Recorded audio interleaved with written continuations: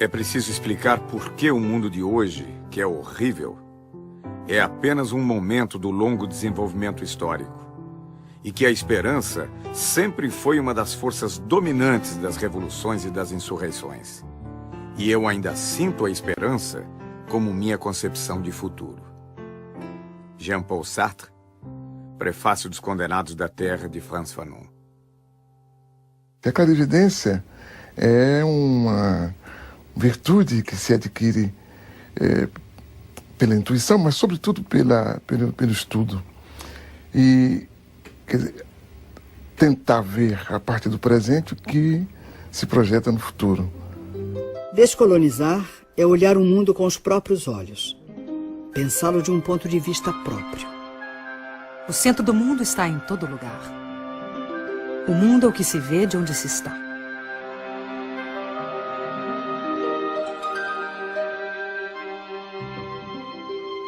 O olhar sobre a primeira globalização vem das viagens de descobrimento e conquista. Os imensos territórios conquistados não estavam desocupados. Em apenas um século, entre 1500 e 1600, dos 80 milhões de nativos existentes na América pré-colombiana, 70 milhões foram exterminados. 2.000 línguas desapareceram com eles. Tupis, quechuas, mapuches tiveram seus territórios ocupados e demarcados arbitrariamente, ignorando-se povos, culturas, línguas, religiões, para facilitar a dominação e o saque de suas riquezas. Os 10 milhões de africanos transplantados para o Brasil, depois de séculos de escravidão nas plantações de cana, de café e nos garimpos das Minas Gerais, ficaram abandonados à própria sorte. A primeira globalização do colonialismo se caracterizou pela ocupação territorial. A segunda globalização começa no fim do século XX, marcada pela fragmentação dos territórios.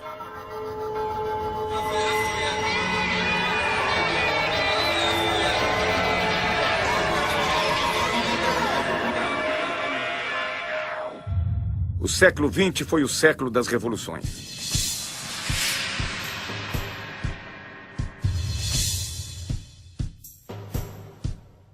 As revoluções tecnológicas transformam as novas conquistas em sonhos de um mundo melhor.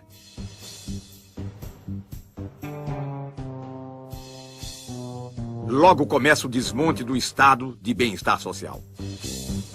O humanismo, como motor do desenvolvimento e do progresso, é substituído pelo modelo do consumo voraz. O consumo que é hoje o grande fundamentalismo. Esse, sim, é que é o grande fundamentalismo.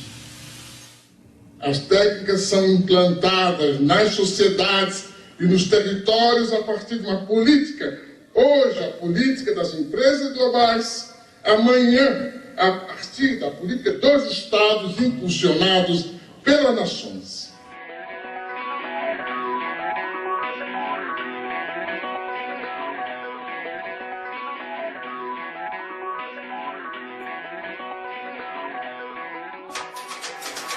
No dia 04, né? 4. Eu nunca pensei que ia chegar lá.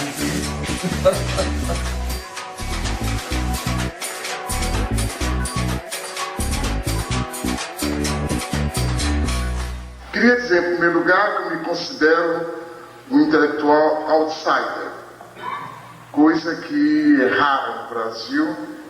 Não pertenço a nenhum partido, não pertenço a nenhum grupo, inclusive grupo de intelectuais, não respondo a nenhum credo, não participo de qualquer militância. É difícil ser um intelectual negro no Brasil? Eu creio que é difícil ser negro e é difícil ser intelectual no Brasil. Essas duas coisas juntas dão o que dão, né? É difícil ser negro porque, fora das situações de evidência, o cotidiano é sempre muito pesado para os negros. É difícil ser intelectual porque não faz parte da cultura nacional ouvir tranquilamente uma palavra crítica, né?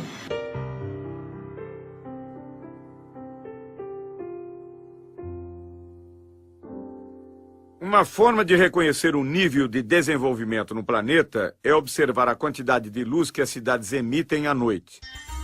A foto de satélite revela um nítido contraste entre o desenvolvimento ao norte e ao sul da Terra. A renda dos 500 indivíduos mais ricos do mundo é superior aos ganhos dos 416 milhões mais pobres. Em 1990, um norte-americano ganhava em média 38 vezes mais que um tanzano. Hoje ganha 61 vezes mais. Nunca houve uma oposição tão grande entre um pequeno grupo de países e a maioria esmagadora dos países da humanidade. Então nós temos um terceiro-mundismo em germe muito mais forte do que antes. E uma realidade da dependência muito maior do que antes. E talvez por aí é que vai surgir essa possibilidade de a gente construir um mundo de outra forma. De fato, se desejarmos escapar à crença de que esse mundo assim apresentado é verdadeiro, e não queremos admitir a permanência de sua percepção enganosa, devemos considerar a existência de pelo menos 3 mundos num só. O primeiro seria o mundo tal como nos fazem vê-lo, a globalização como fábula. O segundo seria o mundo tal como ele é, a globalização como perversidade. E o terceiro, o mundo como ele pode ser, uma outra globalização. Nunca na história da humanidade houve condições técnicas e científicas tão adequadas a construir um mundo da dignidade humana. Apenas essas condições foram expropriadas por um punhado de empresas que decidiram construir um mundo perverso. Cabe a nós fazer dessas condições materiais a condição material da produção de uma outra política.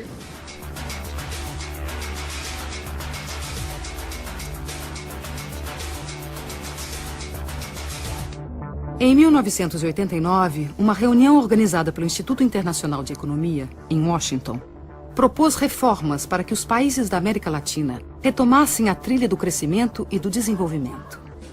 Nasceu aí o Consenso de Washington, uma espécie de bula com prescrições consensuais, austeridade fiscal, elevação de impostos, juros altos para atrair investimentos estrangeiros, privatizações, em nome da boa administração do setor privado e da incapacidade dos Estados. O mesmo sistema ideológico que justifica o processo de globalização, ajudando a considerá-lo o único caminho histórico, acaba também por impor certa visão da crise e a aceitação dos remédios sugeridos. Na verdade, porém, a única crise que os responsáveis desejam afastar é a crise financeira, e não qualquer outra. O Consenso de Washington representou para a América Latina um fruto envenenado. No Equador, país com 25% de índios e 55% de mestiços, o movimento indígena Pachacuti comanda a revolta. A crise se torna aguda com os programas de privatizações e extinção de serviços estatais.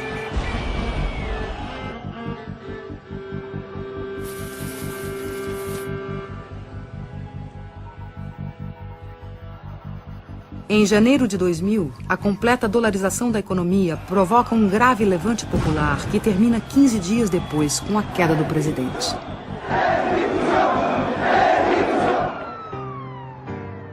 Ainda em 2000, na Bolívia, o governo pressionado pelo FMI e pelo Banco Mundial privatizou a água potável na região de Cochabamba. A resposta popular de uma sociedade formada por 70% de índios e mestiços explodiu em gigantescas rebeliões comandadas por movimentos sociais autônomos.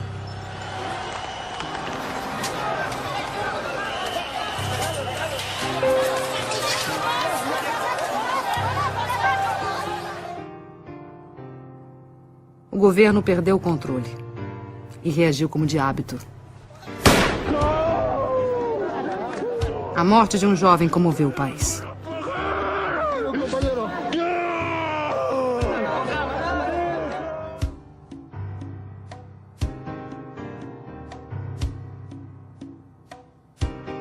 A pressão popular obrigou a desprivatização da água. La decisión y la lucha de hombres, mujeres, niños y ancianos de todo el pueblo de Cochabamba. Este es un primer paso que se ha dado, muy pequeño pero importante, de la significación que tiene la democracia.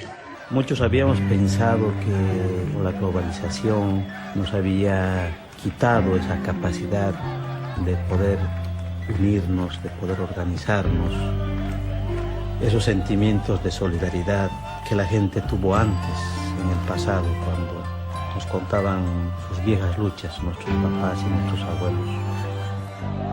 Em seguida, de setembro a dezembro de 2000, mais de 70 pessoas morreram na luta pelo controle do gás e petróleo. Exigíamos la nacionalización e industrialización de nuestros hidrocarburos. Pero como actualmente la clase política que está en el gobierno no nos hicieron caso. De inmediatamente ellos se juegan con el pueblo y todas las leyes y las decisiones que toman en el Parlamento siempre están en contra de los pobres. Nosotros tenemos un lema. Ese lema es el alto de pie, nunca de rodillas. Mira, el kilo de 10 kilos aquí nos está vendiendo a 25 bolivianos y allá a 60 centavos de dólar dice que venden en bruto. Y eso no es justo, señorita periodista, que nos haga de esta manera. Más al contrario, deberíamos de tener nosotros el gas a bajo precio para los bolivianos y para los extranjeros. Hubiese sido en un precio más alto, tal vez así. Pero ni aún así no estamos conformes. No, aquí queremos que se nacionalice y que se nacionalice. Eso es lo que queremos nosotros. A economia da Argentina foi destruída pela política da ditadura militar e destroçada pelos experimentos do neoliberalismo. Antes la competencia era insuficiente. Teníamos productos buenos, pero muchas veces el consumidor debía conformarse con lo que había sin poder comparar. Ahora tiene para elegir, además de los productos nacionales, los importados. As privatizações e a abertura da economia levaram a uma quebradeira total no país. Fábricas fecharam, empreendimentos foram abandonados. Trabalhadores converteram-se em cartoneiros catadores de papel.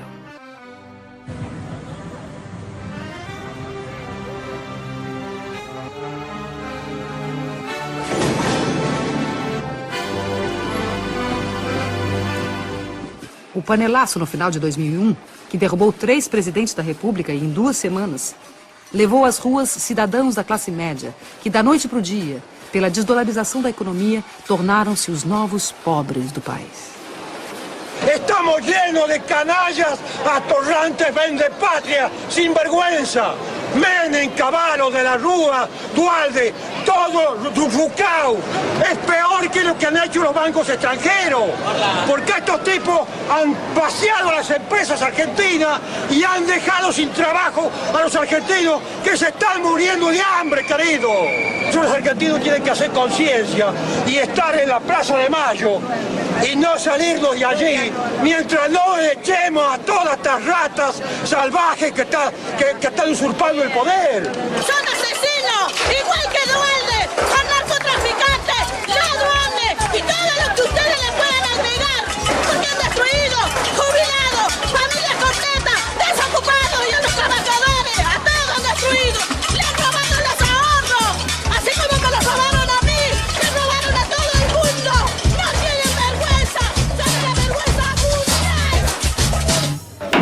No Brasil, a privatização de grandes estatais gerou protestos isolados. O país entrou às cegas na modernidade. A ilusão da moeda forte e do consumo fácil anestesiou a população. Para o economista Joseph Stiglitz, Prêmio Nobel de Economia e economista-chefe do Banco Mundial entre 1997 e 2000, esse receituário violento não provém de análise econômica, mas de postura ideológica. The Washington Consensus was neither necessary nor sufficient for growth. There were countries like Bolivia that seemed to follow all the dictates of the Washington Consensus. They said, we felt the pain, when do we get the gain? And they waited, and they waited, and they waited, and they're still waiting. And then there are countries like China that did not follow the Washington Consensus, and they've grown and grown and grown. A Boeing, maior montadora de aviões do mundo, é bom exemplo do fornecimento em rede planetária. O modelo 777 recebe componentes de 322 fornecedores em 38 países. E suas 3 milhões de peças, do rebite à turbina, são fabricados por 1.700 intermediários em 37 nações. De onde prosseguem para Everett, onde a Boeing tem o maior edifício industrial do mundo. Na montagem final, a Austrália fornece os lemes de direção e profundidade. O Canadá, a parte posterior das asas. O Reino Unido, os computadores primários de voo. O Japão, os lavatórios. E a Embraer do Brasil, uma peça do leme vertical. As grandes empresas são esse centro frouxo do mundo e que, escapando ao controle dos estados e que se distanciando de uma relação mais obrigatória com os territórios, acaba por lhes permitir uma ação sem responsabilidade. As grandes empresas não têm responsabilidade social, não têm responsabilidade moral, sobretudo, e é por isso que desorganizam os territórios, tanto socialmente como moralmente. O filme Corporation, dos cineastas canadenses Mark Akbar, Jennifer Abbott e Joel Beckham, denuncia a exploração de mão de obra no terceiro mundo. Trata-se de uma divisão internacional de trabalho injusta e desigual. Distribuição de mais pobreza para os pobres e concentração de mais riqueza para os ricos. A Nike transferiu sua produção industrial para países onde não há limites para a exploração de mão de obra. Contabiliza o tempo de trabalho de seus funcionários em frações de segundo. Assim, mascara os verdadeiros valores dos salários pagos. O diretor do Comitê Nacional do Trabalho norte-americano, Charles Kenehan, denuncia a divisão do trabalho na globalização, que distribui migalhas mundo afora enquanto elimina empregos nos Estados Unidos. To make this stuff concrete as possible, we purchase all of the products from the factories that we're talking about. This shirt sells for $14.99, and the women who made the shirt got paid 3 cents. Liz Claiborne jackets made in El Salvador. The jackets are $178, and the workers were paid 74 cents for every jacket they made. Alpine car stereos, 31 cents an hour. De fato, para a grande maioria da humanidade, a globalização está se impondo como fábrica de perversidades. O desemprego crescente torna-se crônico. A pobreza aumenta e as classes médias perdem em qualidade de vida. O salário médio tende a baixar. A fome e o desabrigo se generalizam em todos os continentes.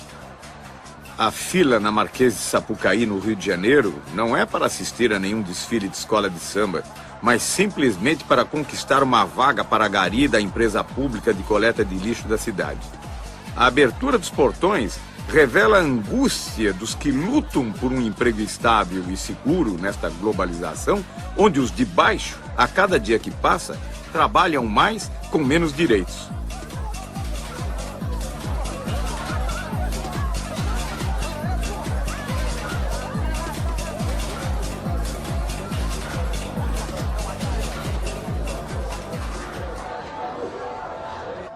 O desemprego aparece já como uma coisa normal. Os arautos da globalização e o aparente Estado explicam que o desemprego é uma condição para chegarmos a mais globalização. Por conseguinte, soframos Aumentam também o número de pobres. Há mais 600 milhões de pobres hoje do que em 1960. 1,5 bilhão de pessoas ganham menos de $1 por dia. E diante disso, a pobreza é tratada com naturalidade. Alô, amigo, alô, chefia.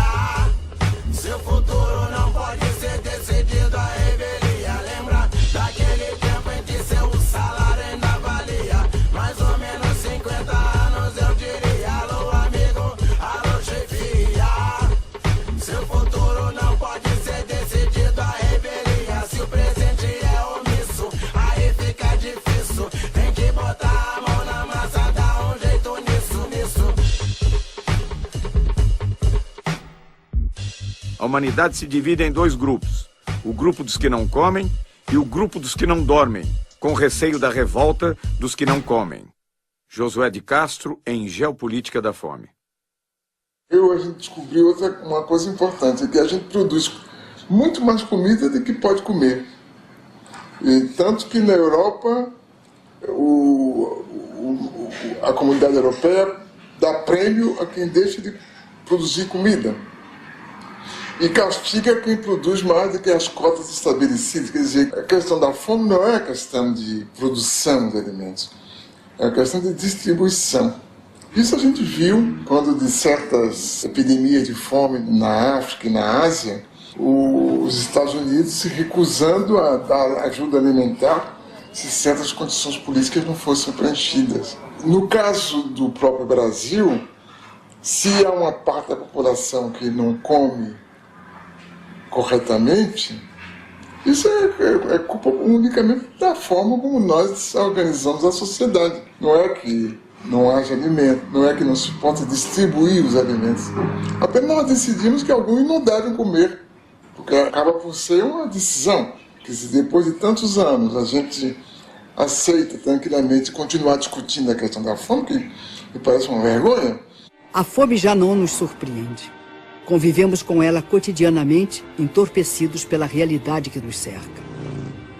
Caso o receituário do Banco Mundial seja seguido, teremos que aprender a conviver com a morte pela sede. There is a move right now to take over all the water resources worldwide. They are calling it, the transnational corporations are calling water blue gold. Hoje, mais de 1,5 bilhão de pessoas em todo o planeta não têm acesso à água. Mais de 3 bilhões de pessoas utilizam água sem tratamento, o que provoca diariamente a morte de 30 mil indivíduos no mundo. Nos últimos 10 anos, as transnacionais da água orquestram uma estratégia de controle do planeta.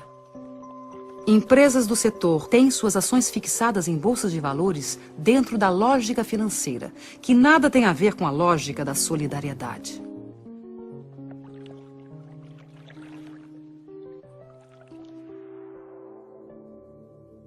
Em março de 2003, aconteceu o 3º Fórum Mundial da Água, em Kyoto, no Japão. Na pauta da discussão estava o tema da privatização dos recursos hídricos. Na mesa, os presidentes de multinacionais da água, ministros de relações exteriores, representantes do movimento popular e o diretor administrativo do Banco Mundial, Peter Voigt.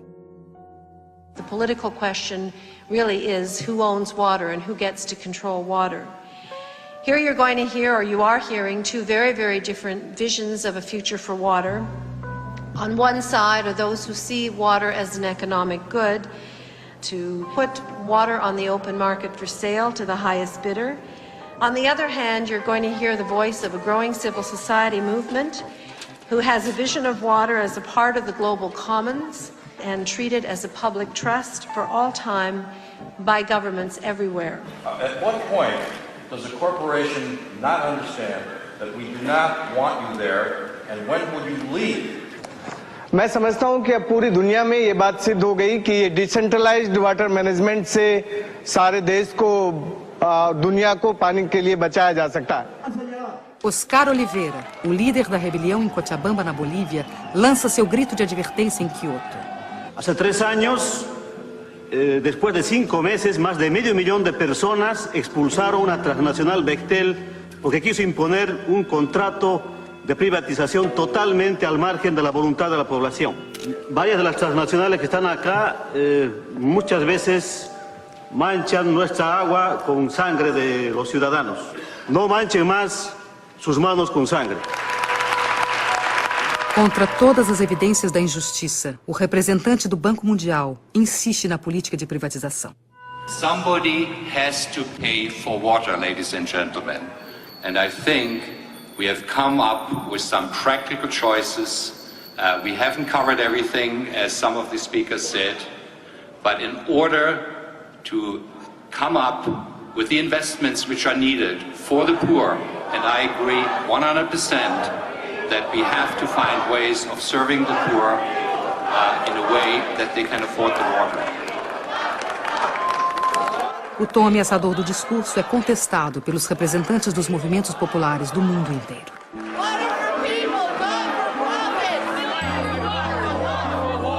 Enough is enough. I see this report as nothing short of an attempt to package poverty for money and for profit.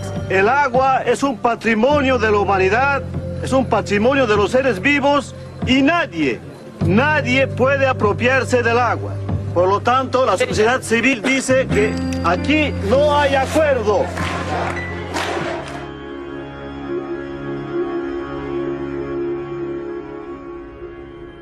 Os astronautas disseram que a única obra humana visível do espaço é a Grande Muralha da China. Esse dragão sinuoso de 23 séculos foi erguido contra as ameaças do deserto, os povos do norte árido, em busca das terras verdes do Império do Meio. O sonho comunista do internacionalismo proletário, incentivado pela Revolução Soviética de 1917, foi aos poucos substituído pelas barreiras construídas em torno da cortina de ferro. A mais célebre foi o Muro de Berlim, erguido em 1961 para separar a pureza do socialismo das desigualdades do capitalismo. Tinha como missão impedir que as pessoas fugissem do glacial paraíso socialista.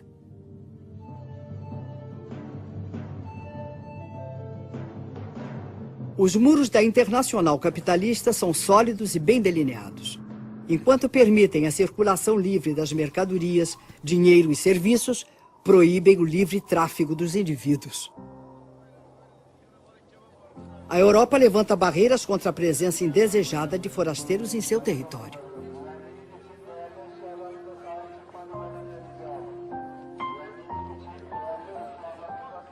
Refugiados frequentemente ficam no meio do caminho, sucumbindo de sede no deserto, afogados no Mediterrâneo, enquanto seus barcos precários naufragam.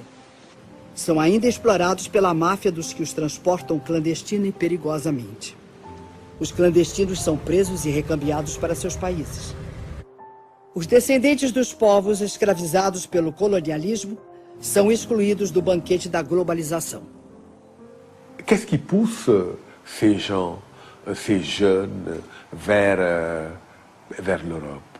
Mais c'est que justement, il n'y a pas de solution. Si vous mettez les économies de ces pays à genoux, avec la complicité de dirigeants que vous avez vous-même installés au pouvoir, mais effectivement, les gens ne vont pas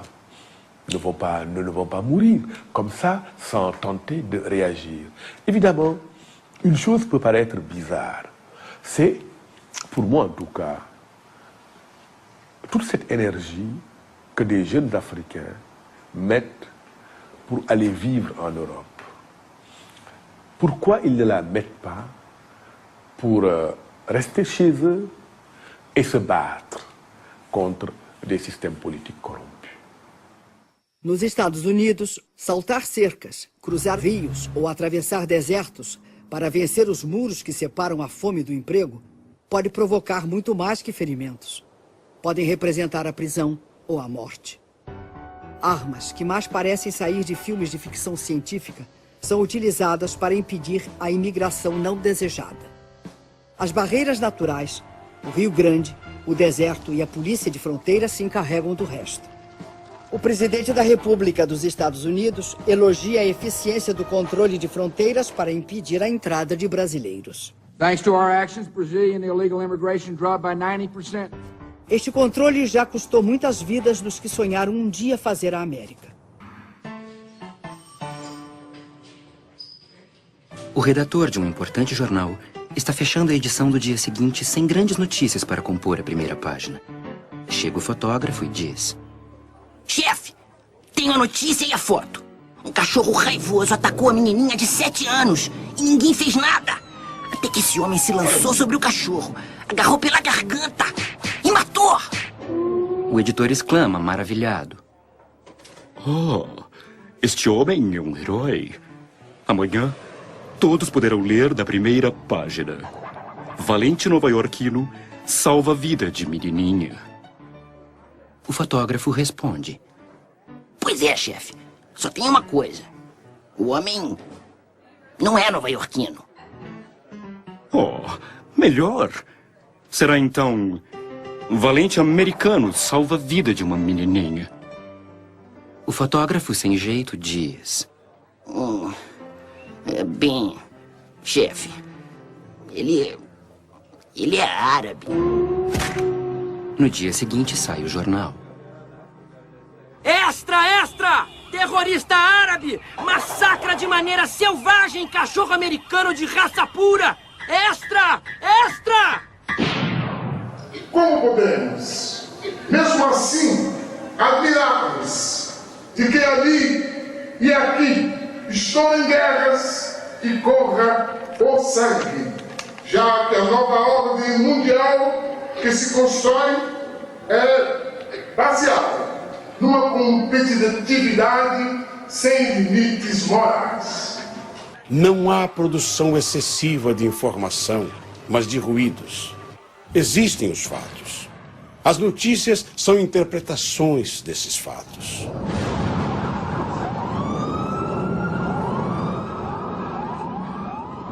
Como as grandes agências de notícias pertencem às grandes empresas, os acontecimentos são analisados de acordo com os interesses pré-determinados.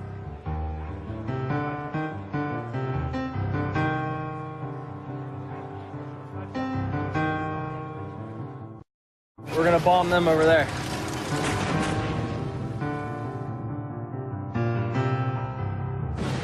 Muitos dos economistas que escrevem jornais publicam diariamente o desejo das empresas das quais são consultores.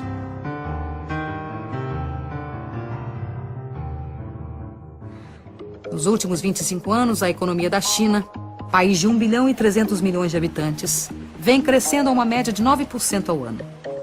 A China combinou o planejamento de Estado com mecanismos de mercado. Atraiu capitais externos e novas tecnologias.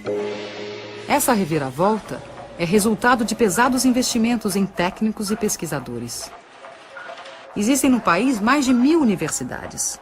Formam-se por ano 450 mil engenheiros, 50 mil mestres e 8 mil doutores. O governo incentivou a industrialização rural e a multiplicação das pequenas e médias empresas no campo. A ocupação agressiva do mercado ocidental com produtos chineses de baixo custo passou a preocupar os defensores do livre mercado. La globalizzazione va bene se le regole sono uguali per tutti. Certo. Questo è un problema. A adoção da propriedade privada, os baixos salários aceitos para atrair as transnacionais, os altos índices de poluição, demonstram o quanto a China se dispôs a abrir mão de seu projeto ideológico em troca do desenvolvimento econômico.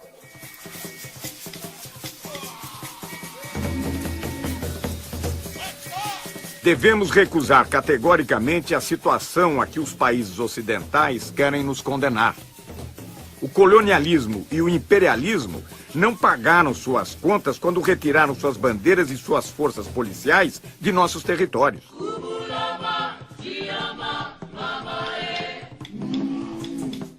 Durante séculos, os capitalistas estrangeiros se conduziram no mundo subdesenvolvido como verdadeiros criminosos. Frantz Fanon, Condenados da Terra, 1961. Problems in Africa did not start in Africa. Those problems are caused from people outside Africa coming in, doing this, doing that, setting one group against another group so that they can fight. And while they are fighting, these outsiders are coming in, taking over.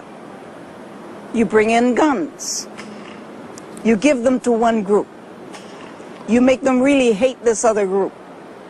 So they start fighting, killing each other. Now, after the fighting and the slaughter really gets started, they come in as peacemakers. Africa is still the richest continent on the face of this earth. And yet, look at the suffering.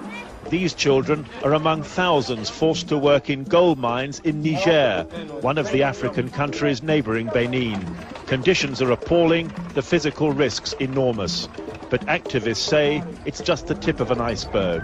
It's an issue that has now received some international attention.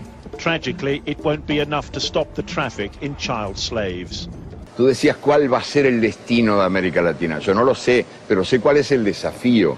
El desafío es, ¿vamos a convertirnos en la triste caricatura del norte? ¿Vamos a ser como ellos? ¿A repetir los horrores de la sociedad de consumo que está devorando el planeta? ¿Vamos a ser violentos? ¿Vamos a creer que estamos condenados a la guerra incesante? ¿O vamos a generar otro mundo diferente? Vamos a ofrecer al mundo un mundo diferente. Que yo creo que ese es el desafío que tenemos planteado. Hoy por hoy somos, la verdad, caricaturas bastante tristes de modos de vida que se nos imponen desde afuera. Y estamos gobernados por sistemas de poder que cada día nos convencen de que no hay virtud más alta que la virtud del papagayo, que no hay habilidad comparable a la habilidad del mono, el papagayo, el mono, los que imitan, los ecos de voces ajenas.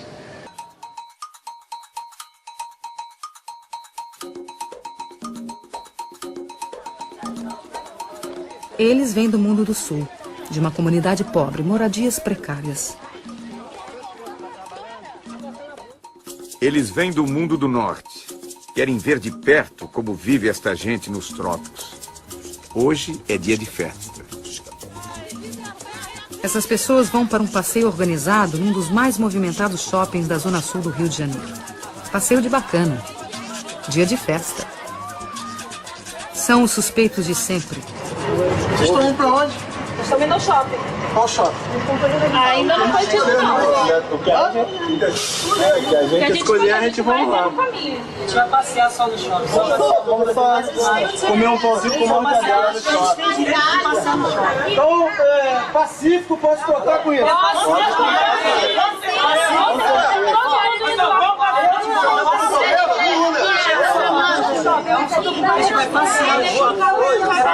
A presença da câmera de televisão serve de salvo-conduto. Então vamos lá. Tem direito, lógico. Tem direito. Os turistas buscam aventura. Vão fazer safari urbano em uma das maiores favelas do Brasil. O passeio na Rocinha inclui paisagem, violão e uma modesta barraca de souvenirs. Ambiente hostil, condições externas extremas, extremamente inóspitas a novas ideias, mobilidade relativa. O meu trabalho é um trabalho tão simples, o que os outros vão dizer? Aí fica difícil para mim. O encontro inesperado entre os habituês do shopping e o sem-teto provoca surpresas. Observam e são observados.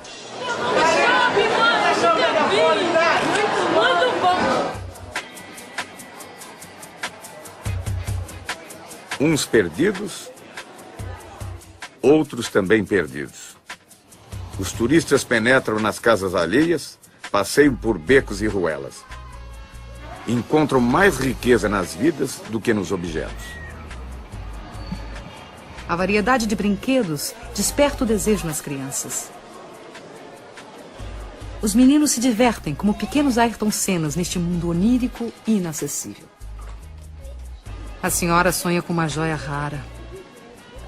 A moça com calça justa. O rapaz veste um elegante robe de chambre. Outro protesta contra o preço dos produtos. Ô maluco, tu trabalha na loja, quanto tempo você trabalha pra comprar uma calça dessa? São solidários. Dividem entre si o pão com mortadela, enquanto dividem a mesa com os outros frequentadores.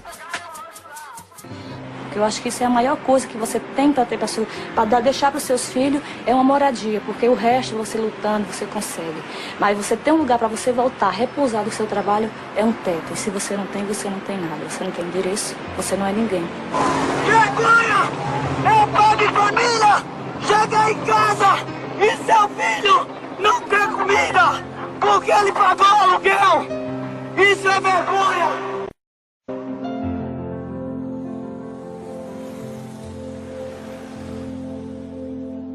O direito à moradia é um direito humano garantido na Constituição brasileira, nas convenções internacionais e na Conferência do Habitat 2. Então o que a gente está querendo aqui é que sejam válidos os direitos que já são garantidos pela própria Constituição Federal, né? Eu não acredito muito que a gente viva numa democracia, porque eu ainda acredito muito que a gente vive no sistema do capitalismo. Quem manda é quem tem o poder. Quem não tem nada, não tem nada. É tipo um ditado que existe aí, que você vale aquilo que você tem no bolso. Se você vale aquilo que você tem no bolso, no momento eu não valho porra nenhuma porque eu não tenho nenhum centavo. A primeira providência que tomaram, né, para fazer com que a gente recue da nossa proposta de ocupação foi cortar os serviços essenciais. Todo cidadão pobre também tem direito ao centro da cidade. E há uma exclusão muito social e discriminação muito grande com as pessoas menos favorecidas, para que se constrói casa bem distante dos centros da cidade e as pessoas são recicladas como lixo para bem longe dos centros e não conseguem nem trabalho, porque a passagem é muito cara, as pessoas não têm como se deslocar do trabalho. Quando vai procurar um trabalho, você mora onde? Tem que gastar 5, 6 reais de passagem, você já tem dificuldade até aí. Passam 4, 5 horas no ônibus para chegar no local de trabalho. E esses imóveis aqui, nós estamos reivindicando isso. Tudo se discute neste mundo, menos uma única coisa que não se discute. Não se discute a democracia. A democracia está aí como se fosse uma espécie de santa de altar, de quem já não se esperam milagres, mas que está aí como uma referência, a democracia. E não se repara que a democracia em que vivemos é uma democracia sequestrada, condicionada, amputada, porque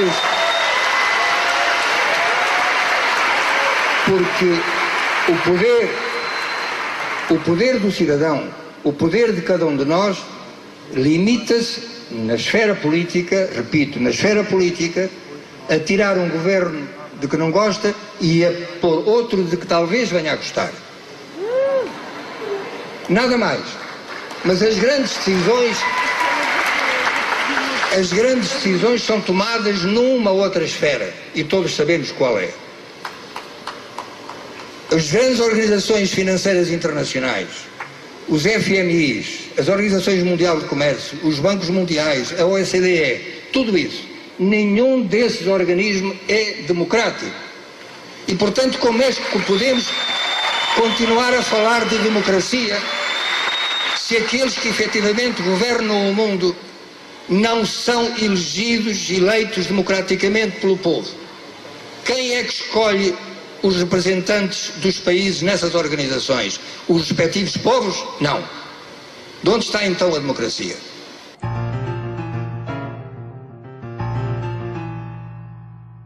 O professor Milton Santos nasceu em 1926 em Brotas de Macaúbas, interior da Bahia. Neto de escravos, filho de professores, foi alfabetizado em casa pelos pais. Formado em Direito, em Salvador trabalhou como jornalista. Foi para a França, de onde voltou em 1958, doutor em Geografia. O golpe militar de 64 obrigou-o a sair do Brasil. Morou na França, Tanzânia, Venezuela, Estados Unidos, Canadá. Escreveu 40 livros. Recebeu o título de doutor honoris causa por 20 universidades e o prêmio Vautrin-Lud, o mais importante no mundo em geografia. penso a economia espacial, a urbanização latino-americana e vislumbrou uma utopia para o século XXI na condição de geógrafo no terceiro mundo. Eu creio que as condições da história atual permitem ver que outra realidade é possível. Essa outra realidade é boa para a maior parte da sociedade. E nesse sentido, a gente é otimista. A gente é pessimista quanto ao que está aí, mas otimista quanto ao que pode chegar. Virar uma globalização solidária? Sim. Acho que a humanidade está destinada a... Que bom. Porque na verdade nunca houve humanidade, agora está vendo, né? É verdade. Acho que essa que é a coisa. Então nós estamos fazendo os ensaios do que será a humanidade. Nunca houve.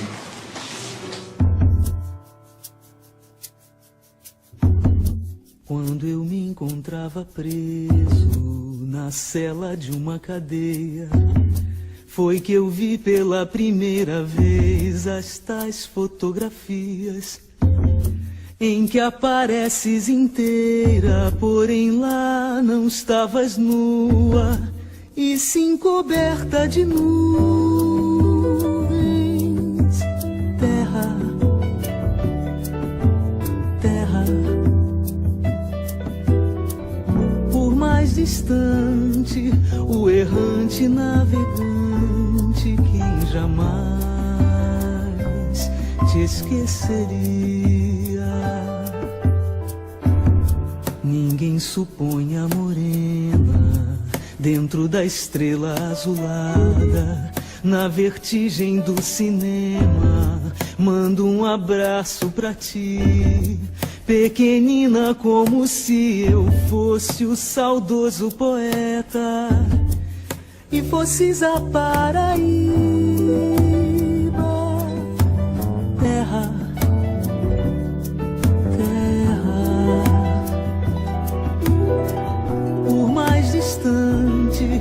o errante navegante, quem jamais te esqueceria. Eu estou apaixonado por uma menina terra, signo do elemento terra, do mar se diz terra vista. Terra para o pé firmeza, terra para a mão carícia, outros astros lhe são guia. Terra, terra, por mais distante, o errante navegante que jamais te esqueceria.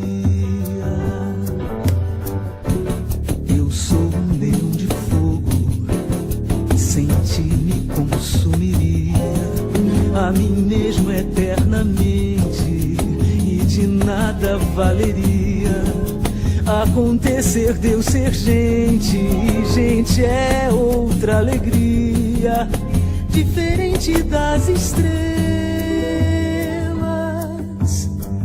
Terra, terra,